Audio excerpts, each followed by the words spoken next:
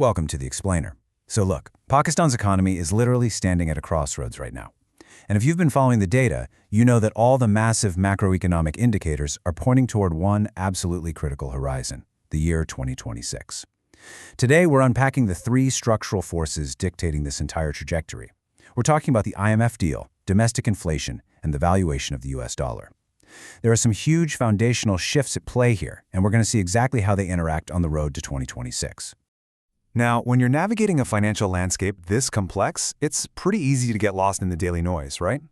But if we look past those immediate headlines, one massive core question emerges for all of us. What's actually going to happen next? We aren't just looking at isolated data points today. We are tracking a real-time, chronological domino effect. To answer that, we have a clear roadmap. First, we'll look at the 2026 horizon. Second, we'll unpack the IMF deal. Third, the inflation equation. Fourth, tracking the dollar. And finally, we'll bring it all together to figure out what happens next. All right, Section 1, the 2026 horizon, setting the stage. So, you might be wondering, why 2026? What makes this specific milestone so important?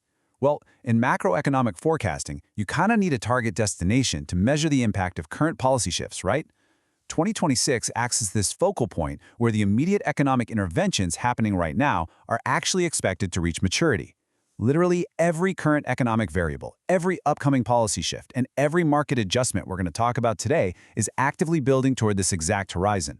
For investors and citizens alike, this is the ultimate litmus test. It's going to show us whether the foundational changes being made right now will result in a stabilized baseline or just continued volatility.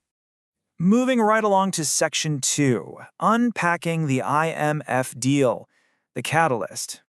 Okay, so the IMF deal is basically the foundational economic agreement, acting as the primary catalyst for Pakistan's financial policies heading into 2026. Think of it like the central starting point in a massive macroeconomic cause and effect loop.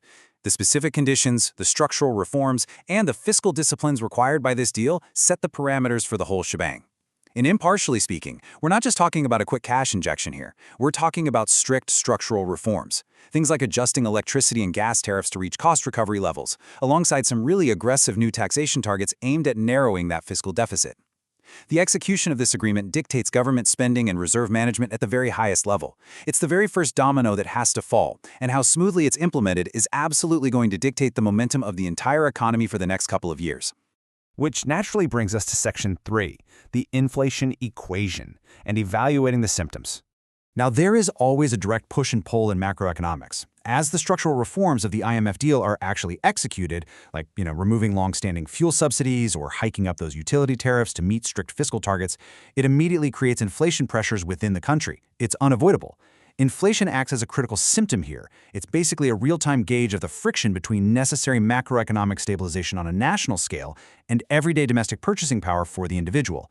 Tracking how inflation responds to the strict execution of these policy mandates is absolutely vital to predicting what the landscape will look like when we hit 2026. Let's dive into Section 4, tracking the dollar, the currency metric.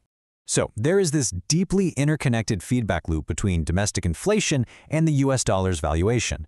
The dollar is the third core pillar impacting our forecast today.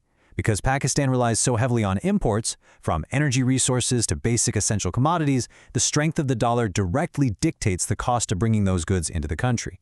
It's a simple equation. If the dollar strengthens, imports cost more, which directly drives domestic inflation right up.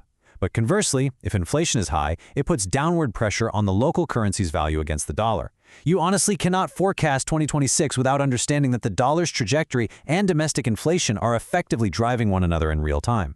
Finally, Section 5, what will happen next? Let's synthesize this 2026 outlook. Understanding the chronological pacing is completely crucial here. Step 1 is the IMF deal execution. This is our policy trigger. Step 2 is the resulting inflation fluctuation. As those strict fiscal policies are implemented, domestic prices react. And Step 3 is the dollar valuation impact. As inflation fluctuates and national reserves are managed for the IMF agreement, the local currency's strength against the dollar gets tested. This 1-2-3 sequence, it isn't a one-and-done event. It is a recurring cycle that will repeat and refine itself month over month as we march toward our destination. When we map all of this onto a timeline, a really clear story emerges. We start right now at the current economic baseline, point 1, as the foundational policies are locked in. Then we move into point 2, the intersecting variables in the short term. This is kind of the messy middle phase, where the IMF mandates, domestic inflation, and dollar valuation are all actively colliding and influencing each other. And finally, all of this culminates directly in point 3, the 2026 outcome. The success of the current baseline will be entirely judged by what the data looks like when we cross that specific chronological finish line. And that leaves us with this final pivotal question. Will the intersection of the IMF deal, inflation, and the dollar stabilize Pakistan's economy by 2026 and find a sustainable equilibrium? Or will the friction between these three massive forces trigger a brand new cycle of economic volatility? That, right there, is the ultimate test of the policies being enacted right now. Keep your eyes locked on these three metrics, the deal, the inflation rate, and the dollar, because they are literally writing the story of 2026 today. Thank you so much for joining me for this explainer. Keep learning, keep questioning, and I'll see you next time.